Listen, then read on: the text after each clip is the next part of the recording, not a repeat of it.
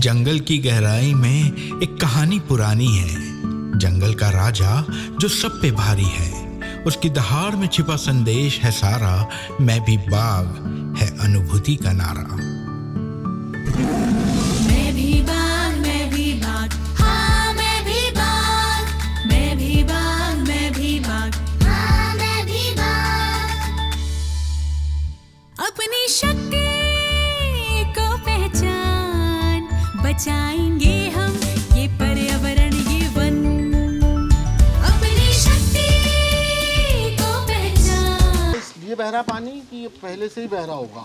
अंदाजा लगाओ। बिल्कुल सही, पहले से ही बह रहा है पानी। अभी वाला पानी ये नहीं है। हम देख के बता सकते हैं ना, आप लोगों ने देख के बता दिया कि ये पानी पहले से ही बह रहा है। अब ये ही नाला अपन ने ऊपर देखा था, है ना? तो ऊपर कहीं कहीं पानी था, अभी यहाँ बह रहा है, छोटी सी धार है, बिल्कुल है ना? ऊपर सूखी हुई थी। और फिर और ऊपर अपन ने देखा था तो बिल्कुल सूखा हुआ था ना ये नाला। तो ये पानी इसमें नाले में कहाँ से आया होगा? बारिश हुई तो आई।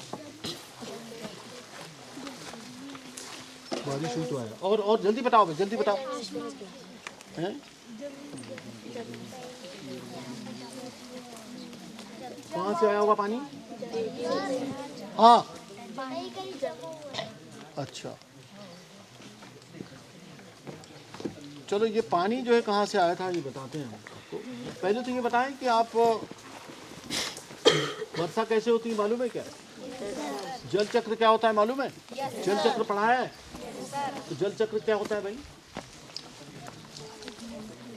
जल चक्र क्या होता है? जल्दी जल्दी बताओ। हाँ, अच्छे से बताओ ना, अच्छे से बताओ। बोलो बोलो। सर वो जो पानी एक जगह जमा रहता है, वो जो धूप निकलती है, वाष्पीकरण होती है। हाँ, और बिल्कुल सही। वो पानी फिर ऊपर जाता है। हाँ, बिल्कुल सही। और फिर वही बादल बन के फिर उसका वाष्पीकरण।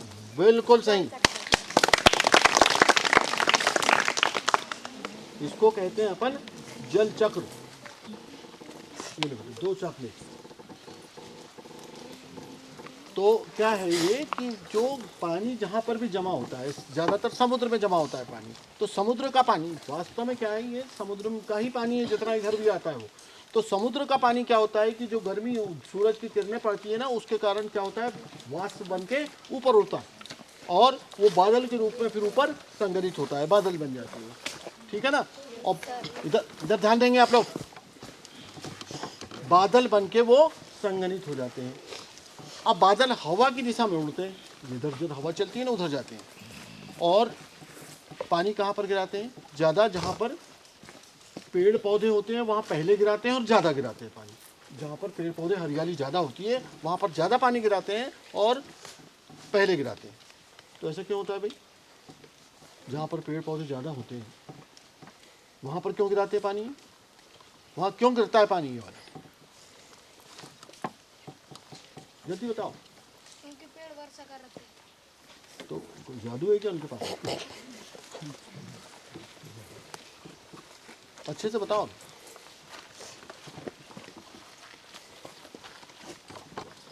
सेल्सियस, ठीक है ना? तो कुल मिला के ये कहने का मतलब हुआ कि जहाँ पर पेड़ पौधे ज़्यादा होते हैं वहाँ पर तापमान कम होता है, ठंडक होती है। और ठंडा होने के कारण जो ऊपर की वाष्प है, ऊपर की जो वाष्प होती है कि नहीं, वो उसके कण नज़दीक आते हैं और वो पानी बनता है ऊपर की वाष्प का, काहे के कारण, ठंडी होने के कारण। और फिर वो जब पानी, भाप तो क्या होती है, हल्की होती है, इसलिए ऊपर ऊपर उड़ती है। जैसे ही वो पानी बना तो वजन आ गया, जैसे ही पानी बना तो वजन आया और वो फिर बूंद बूंद करके नीचे गिरती है वो। और नीचे गिरने के बाद फिर क्या होता है, ज़मीन पे गिरी, नाले में गई, नाले से नदी में गई और नदी से फिर समुद्र में चली। तो ये चक्र चला पानी का, इसको बोलते हैं जल चक्र। ठीक है ना? अब ये पानी जो है यहीं इस नाले में है और उधर ऊपर क्यों नहीं है? अब ये बताओ।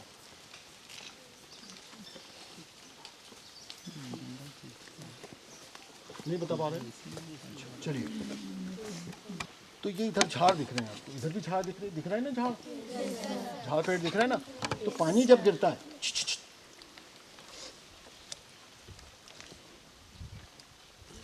इधर देखो कौन है,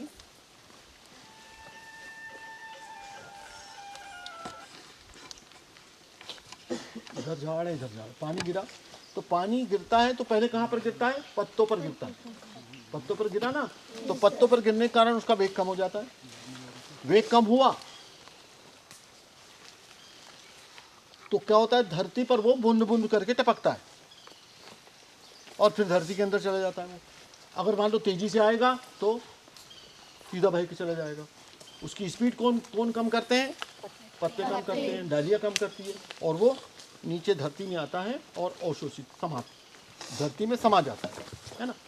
अब 15 तारीख से गिरना चालू हुआ, अब लगातार 15 दिन तक के गिर गया पानी। तो क्या हुआ कि पानी और गिरा तो धरती क्या होगी? संतृप्त हो जाती है, यानी पानी से सराबोर हो जाती है। ठीक है ना। अब जब पानी और गिरने लगता है तो क्या होता है कि वो पानी जो धरती ऊपर, ये पहाड़ी पर सराबोर हुआ, इधर सराबोर हुआ, तो ये यहाँ कहीं से दिखेगा आपको निकलते हुए ऊपर से। बरसात के दिनों में वो उधर ऊपर से दिखेगा, ये यहाँ से दिखेगा आपको, ये यहाँ जहाँ है ना हम लोग, यहाँ से दिखेगा।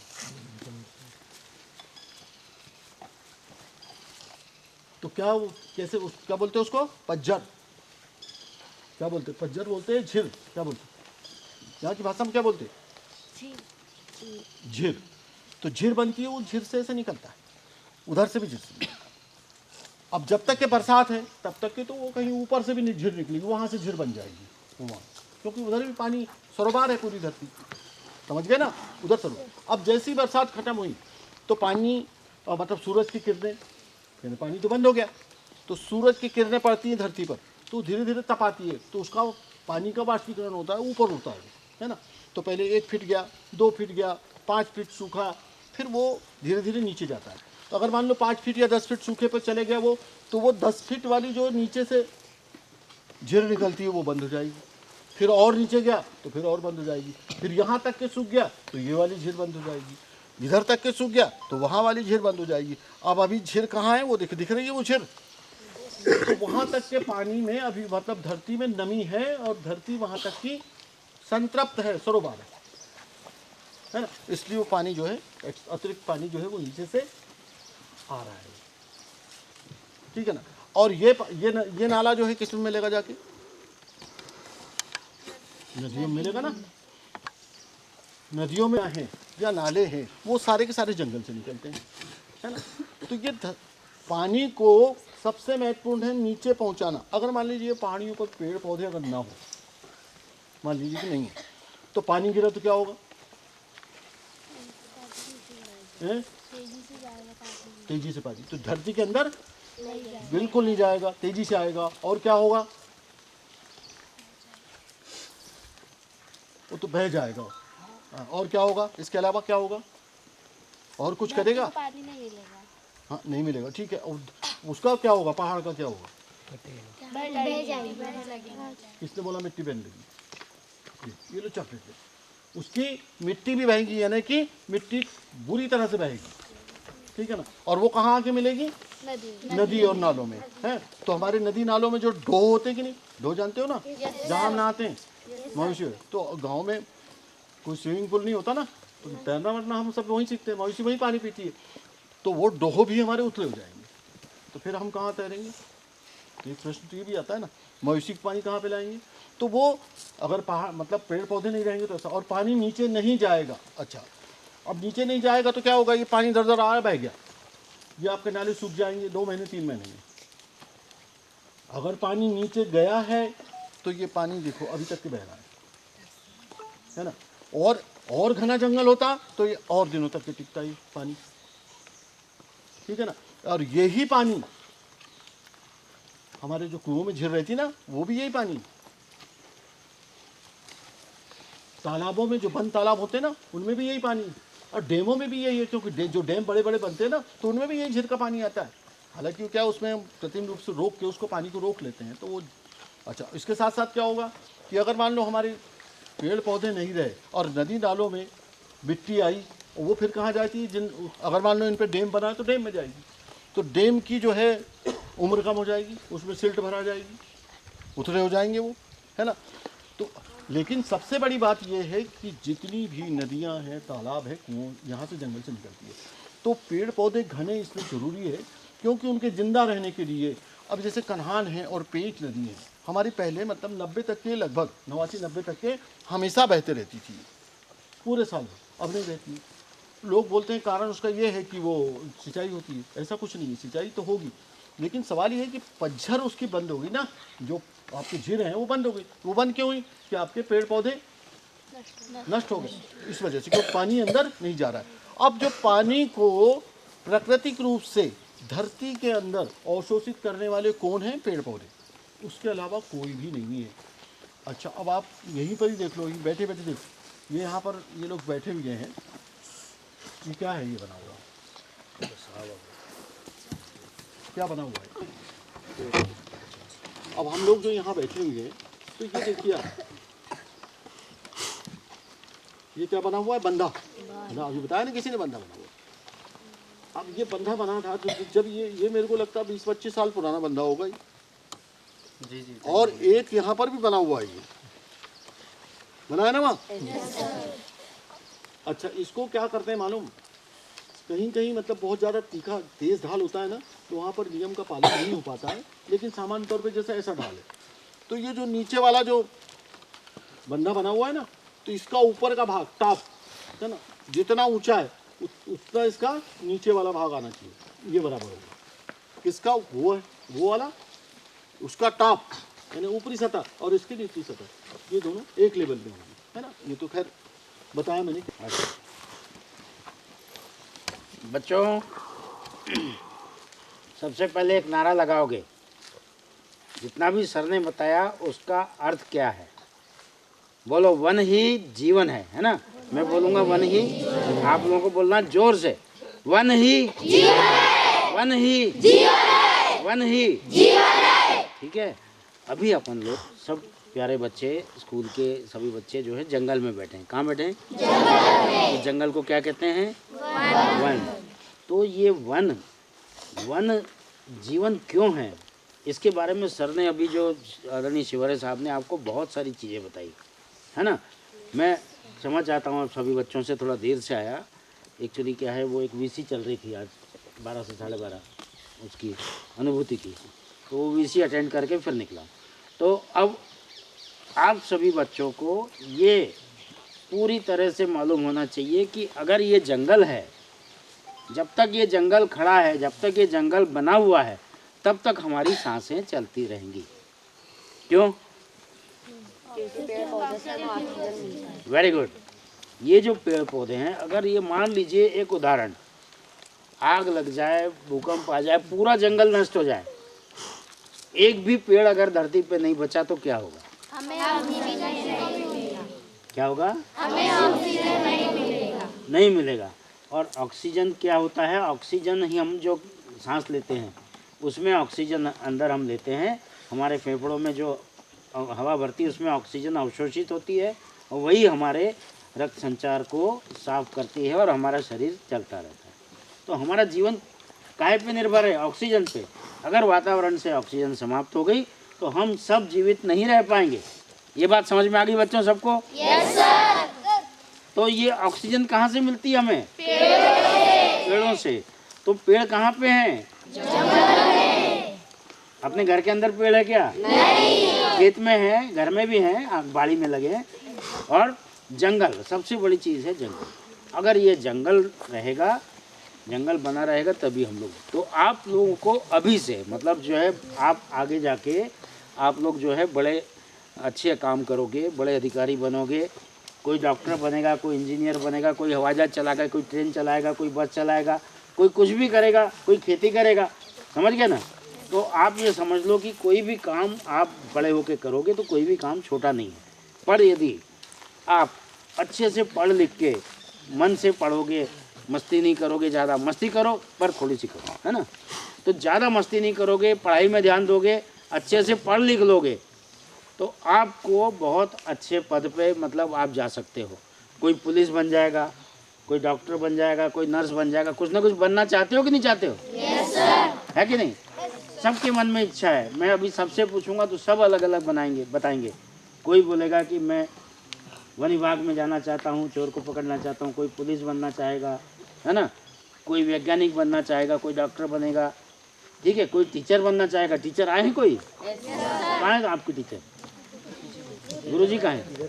अच्छा, तो ये बताओ, मैं देखो गुरुजी, आदरणीय गुरुजी हैं, सभी लोगों को मैं प्रणाम करता हूँ और आदरणीय गुरुजी लोगों की वजह से ही मैं आज इस जगह पे बैठा हूँ कि वन विभाग में किसी अधिकारी के पद पे हूँ, ठीक है ना। तो मैं आज भी अपने गुरुजनों को याद करता हूँ। भोपाल में मेरा स्कूल था, मतलब डेमोन्स्ट्रेशन स्कूल था रीजनल कॉलेज में, और आज भी मैं जो कुछ हूँ मेरे गुरु लोगों के मतलब गुरु लोगों की बदौलत हूँ। तो आप सभी लोग अपने गुरुजी लोगों को प्रणाम करें पहले। तो सभी गुरुजी लोगों को मैं भी प्रणाम करते हुए बता रहा हूँ कि गुरुजी लोग आपके ऊपर बहुत मेहनत करते हैं, पर उस मेहनत का फल तभी मिलेगा जब आप लोग उनकी बातों पर ध्यान दे करके अपना अभ्यास करते रहेंगे और अच्छे से आगे जाके अच्छे नागरिक बनेंगे। तो आपको अच्छे नागरिक बनाना सब चाहते हैं, सरकार चाहती है, आपके माता पिता चाहते हैं, परिवार चाहता है, गुरुजी लोग भी चाहते हैं। अब गुरुजी लोगों ने तो आपको विद्या दे दिया, शिक्षा दे दिया, पर उसको अपने जीवन में उतारना आपका काम है। अब बहुत बड़ा भाषण नहीं दूंगा बच्चों, देखो है ना, बोर हो जाओगे।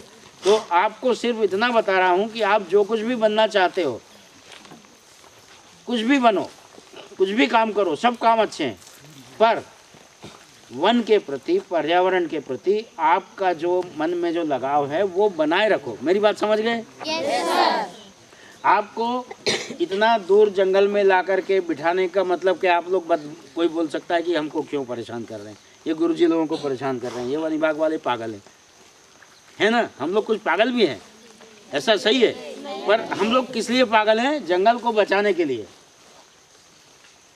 हम सबसे कहते हैं ये जंगल मत काटो, हम सबसे कहते हैं कि भाई जंगल को बचा के रखो, इस जंगल में जो भी हिरन, चीतल, शेर, तेंदुआ जो भी प्राणी हैं उनको मत मारो। कहते हैं कि नहीं कहते हैं? yes, और अगर कोई जंगल काट के लकड़ी चुराता है तो उसको पकड़ते हैं, अगर कोई शेर तेंदुआ को मारता है तो उसको भी पकड़ते हैं। शिकार नहीं करना चाहिए, है ना। कोई हिरन चीतल को मारता है उसको भी मारते। तो ये सब किस लिए? कि भाई जंगल बना रहे, वन्य प्राणी बने रहें। और अगर जंगल में, जैसे शेर के बारे में सर ने बताया होगा, बाघ के बारे में बताया? yes, अब मैं ज़्यादा नहीं बताऊंगा, सर मुझसे ज़्यादा विद्वान है, उन्होंने बहुत बढ़िया बता दिया। मैं बता रहा हूँ, अब बाघ इस जंगल में, शेर भी है आपके बोरपानी जंगल में, पता है? किसने देखा शेर यहाँ पे बताओ? टाइगर किसने देखा? हो सकता है न देखा हो, पर टाइगर का मालूम है आपको, है कि नहीं है? yes, यहाँ से थोड़ी दूर पे आलमदेव रेंजर साहब बताएंगे। कहाँ है रेंजर साहब? जी। ये आलमदेव का रास्ता है, वहाँ पर शेर है। कौन है नाकेदार साहब जिनने शेर देखा? इधर आओ। देखा है? तेंदुआ देखा है, पर यहाँ पर शेर भी है, क्योंकि वो शेर जो है आपके गांव के मवेशियों को मार के खाता है, ठीक है, उसका अलग जीवन है। तो उस शेर को बना रहना क्यों महत्वपूर्ण है? अच्छा, ठीक, समझ गया। अब जैसा सर बता रहे हैं, बाघ और शेर, है ना, मैं कह रहा हूँ शेर, पर मैं शेर किसको कह रहा हूँ? बाघ को ही कह रहा हूँ। तो बाघ और शेर में अंतर मालूम है आपको? yes, sir. मालूम है? yes, कौन बताएगा? कोई भी बता दो। एक बेटा आप बता दो। हाँ, बाघ और शेर में अंतर। बाघ की दाढ़ियाँ होती है, ठीक है, शरीर पर, और शेर के बाल होते हैं, गर्दन। अच्छा, वो शेर होता है जो इंग्लिश में कहते हैं लायन, और बाघ जो होता है वो टाइगर होता है, पीला पट्टेदार होता है, बड़ा मुंह होता है। और जो लायन होता है, वो लायन जो है मध्य प्रदेश में नहीं पाया जाता, गुजरात में पाया जाता है, ठीक है। उसके बड़े बड़े बाल होते हैं, अयाल बोलते हैं, जो भी बाल होते हैं ना गर्दन पे, बहुत बड़े बड़े बाल, उसको कहते हैं सिंह, है ना। और इसको कहते हैं अपन बाघ। नर के उसमें बाल होते हैं, नर जो होता है ना उसमें बाल, उसके गर्दन के बाल होते हैं। तो अभी बच्चों देखो, ये है कि आपको आगे, जैसे कुछ लोग गुरुजी बनना चाहेंगे, बनना चाहोगे गुरुजी? हाथ उठाओ, कौन बनेगा? देखो गुरुजी, आपकी लोकप्रियता इतनी अच्छी है कि बहुत से बच्चे गुरुजी बनना चाहते हैं। अच्छा, ये बताओ, नाकेदार साहब कहीं इधर है, कौन आप में से कौन वन रक्षक बनना चाहेगा? कोई नहीं?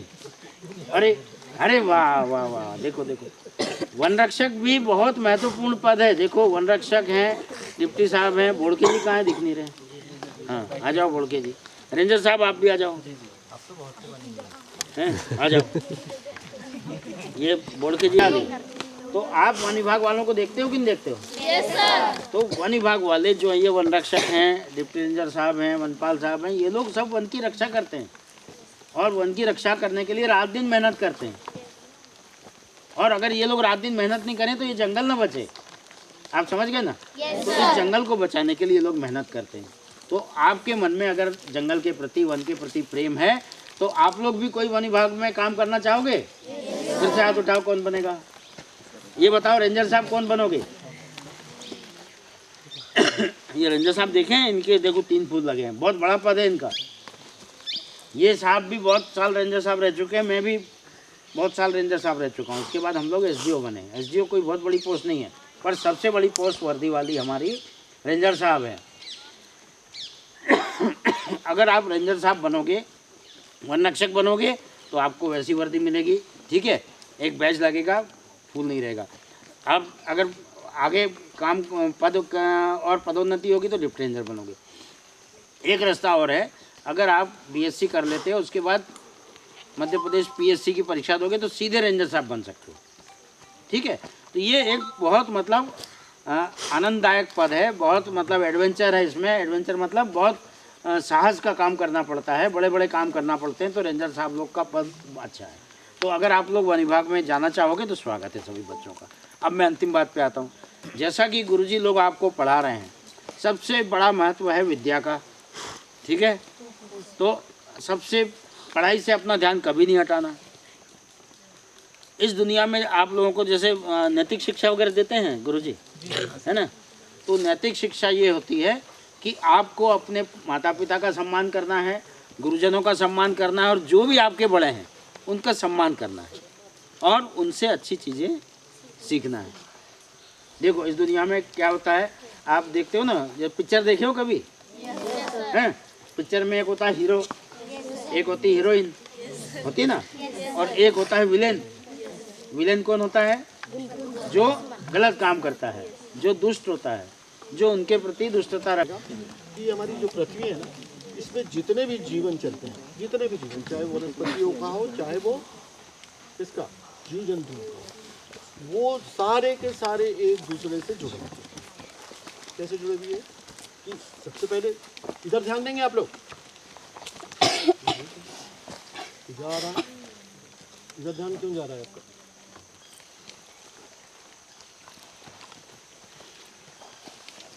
एक दूसरे से जुड़े हुए हैं, बहुत ही छोटे में। इधर देखो आप लोग,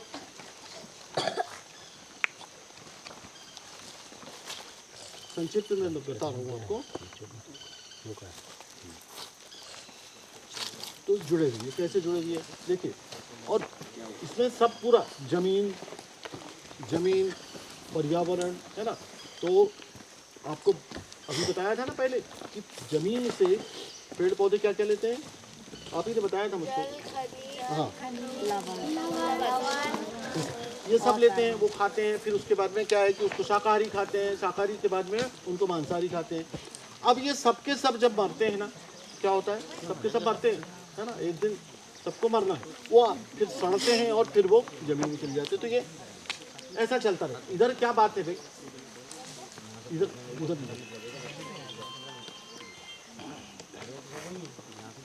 सारे छोटे छोटे जीवाणु रहते हैं, है ना। वनस्पतियाँ रहती है, जैसे बैक्टीरिया है, फंजाई है, दीमक भी, मतलब जो है वो दीमक भी वो खाता है ना, दीमक। उनको भी जल्दी रहती है, कहते हैं हमको जल्दी जाना है हमको।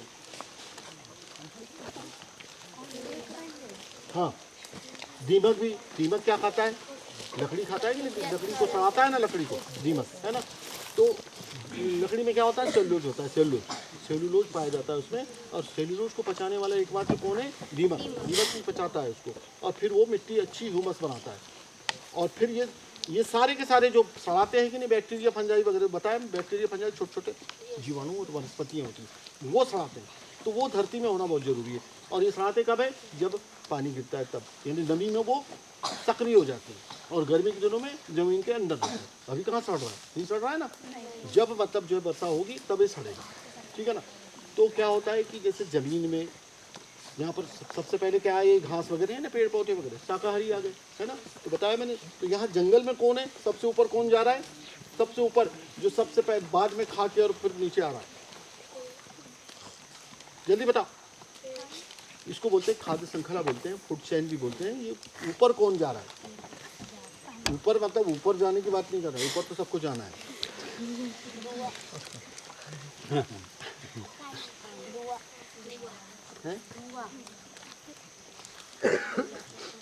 अरे भाई सबसे सरल बात है कि अभी तो आपको बताया टाइगर है हमारे यहाँ। जंगल में कौन है, घास खाए, घास पैदा हुआ जमीन से, पेड़ पौधे हुए उसको खा के शाकाहारी ने खाया। और ऊपर कौन है, सबसे ऊपर बाघ है। बाघ ने खाया और वो भी मरा, सब मरे तो नीचे आए। तो जंगल में ऐसा हुआ।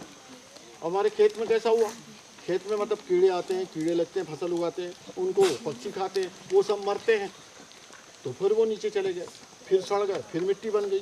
तो ये ऐसा चलते रहता है। समुद्र में क्या होता है कि बहुत सारी जलीय जंतु होते हैं ना, तो उनको मतलब जो है छोटी मछली बड़ी मछली ऐसे खा के जो है, जैसे सबसे वहाँ पर बड़ी मछली कौन सी होती है, मांसाहारी सार्क होती है ना। और जो व्हेल होती है वो शाकाहारी होती है ना। तो ये खाती सबसे ऊपर वहाँ पर कौन है, शार्क। और यहाँ सबसे ऊपर कौन है, बाघ है।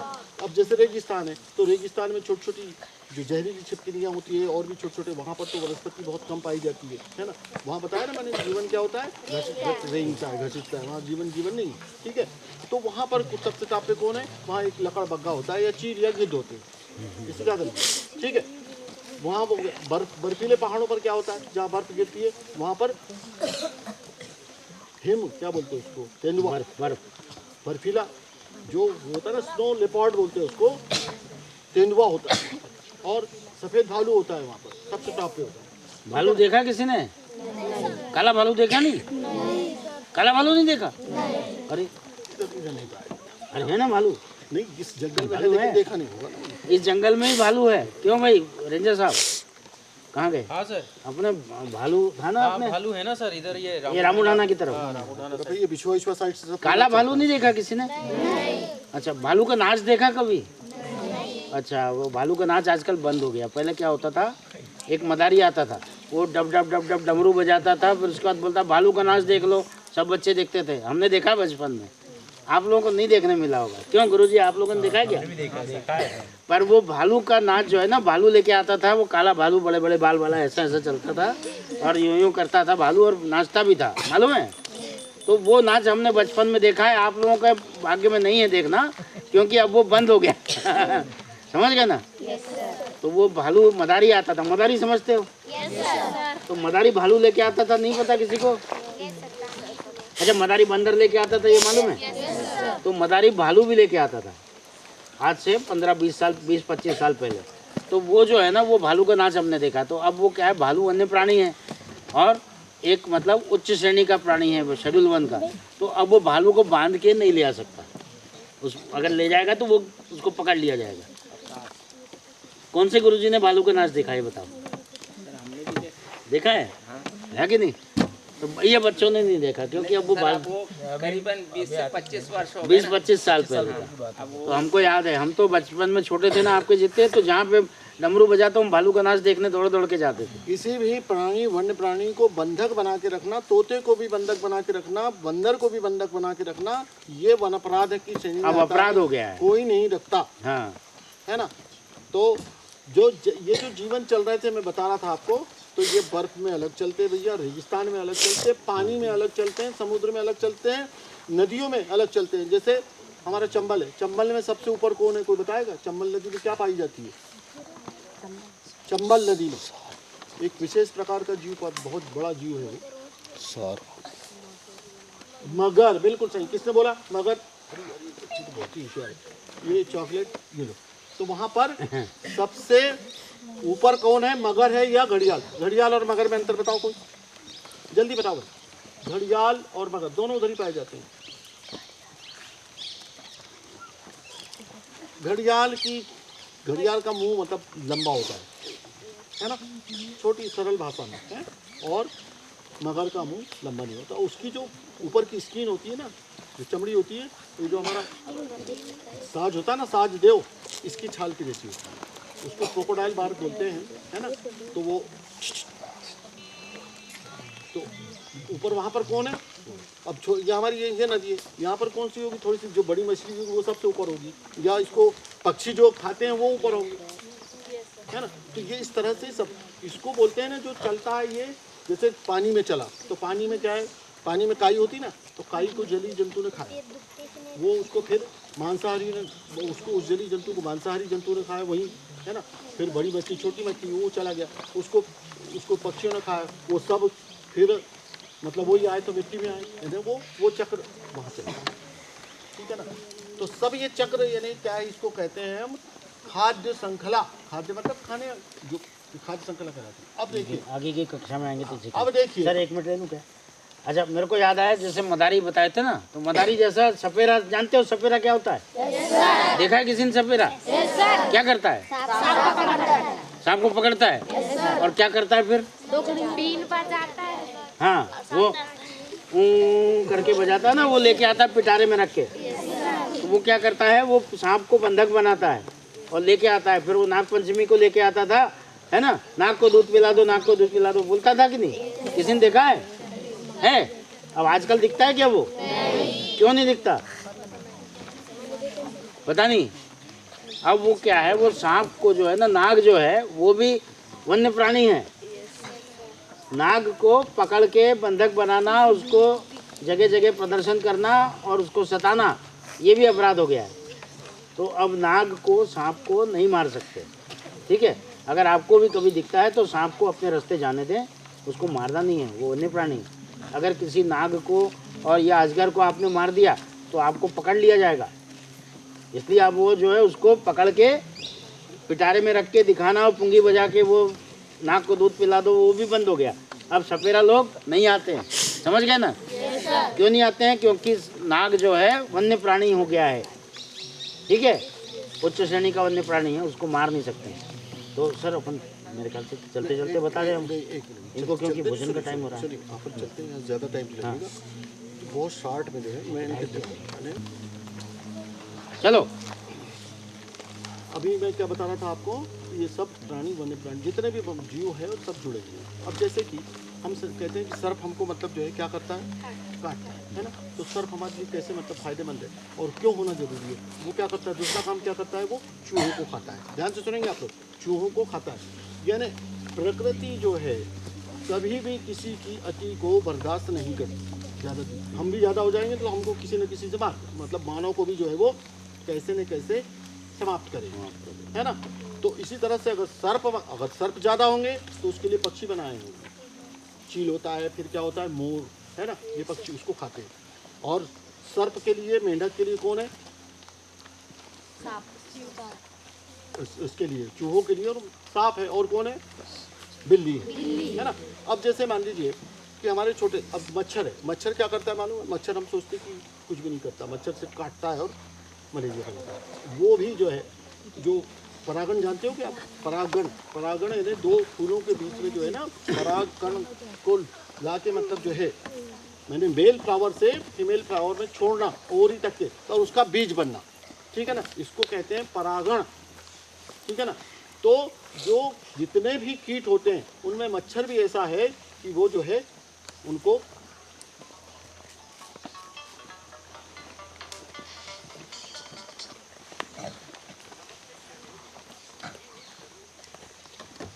तो क्या है, ये एक दूसरे से जुड़े हुए जो बता रहा था मैं, मच्छर है। मच्छर जो है, मच्छर की कुछ प्रजातियां ऐसी है जो आर्किड की 6-7 प्रजातियों का परागण करती है, यानी बीज बनता है उससे। इधर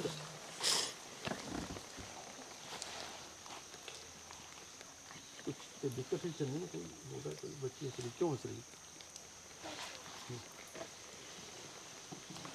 परागण करता है कौन? मच्छर, है ना। मच्छर भी करता है ना, मच्छर भी काम करना चाहिए। तो सब एक दूसरे जुड़े हुए। जो फिर जुड़ने वाली बात आती है तो आपको पहले ही बता दिया मैंने। अब देखिए आप, दो महत्वपूर्ण चीज़ें रहेंगी, कीट और पक्षी। कीट और पक्षी। कीट यानी किसको तितली वगैरह को कीट कहते हैं ना, पर तितली है और बहुत सारे कीड़े रहते हैं।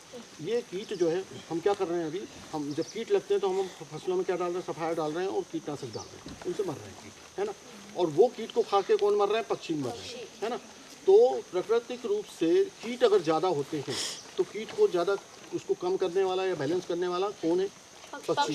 पक्षी जानते हैं ना आप लोग। तो सबको मतलब प्रकृति ने मतलब सबके लिए बनाया है ना उसको।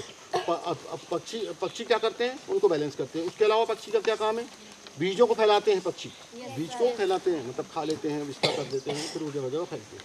तो पक्षी का ये भी काम है। दूसरा, पक्षियों के जो जैसे गिद्ध वगैरह हैं, कौवा वगैरह हैं, ये सफाई करते हैं, है ना, प्रकृति की सफाई करते हैं, ये मरे हुए जानवरों का मान करते हैं, है ना। और कीट का सबसे महत्वपूर्ण रोल ये है कि जितनी वनस्पतियाँ हमारे यहाँ, जितने पेड़ पौधे हैं, उनमें से 75% का परागण यानी जो मेल फ्लावर है ना, उस पर जो पराग कण होते हैं फूलों में, वो मादा फ्लावर तक के ओरी तक पहुँचाना, जिसके कारण बीज बनता है। अगर ये कीट नहीं रहेंगे तो हमको मतलब भोजन नहीं मिल पाएगा, समझ रहे हैं ना आप लोग। हाँ। और तो 75% वो बीज बनाने का काम कौन करता है, कीट करते हैं। और उसमें से सबसे ज़्यादा 50% यानी उसमें से आधा कौन करता है, मधुमक्खियाँ, है ना। मधुमक्खियों के बारे में अभी बताया था ना मैंने आपको, पोती वगैरह, ये जो मोरस है या आ गया, ये करती है। तो पक्षी और हमको कीटों को भी मैंने सबको ही बचाना है ना। सब एक दूसरे से जुड़े हुए हैं। अगर अब मैंने आपको बताया था नीचे वो रहते हैं कौन से, सड़ाने वाले। अब वो सड़ाने वाले नहीं रहेंगे तो क्या वो ढेर लग जाएगा ना, पूरा पत्ती नहीं सड़ेगी, फिर मिट्टी नहीं बनेगी, है ना। मिट्टी मतलब उपजाऊ मिट्टी जो है वो नहीं बनेगी, तो ढेर लगेगा उसका, ठीक है ना। अब इस तरह से ये दो महत्वपूर्ण बातें थी, कीट और पक्षी वाली। ये जो मैं बताना चाह रहा था ये मैं बता दिया आपको। अब अपन चलते हैं, चलो।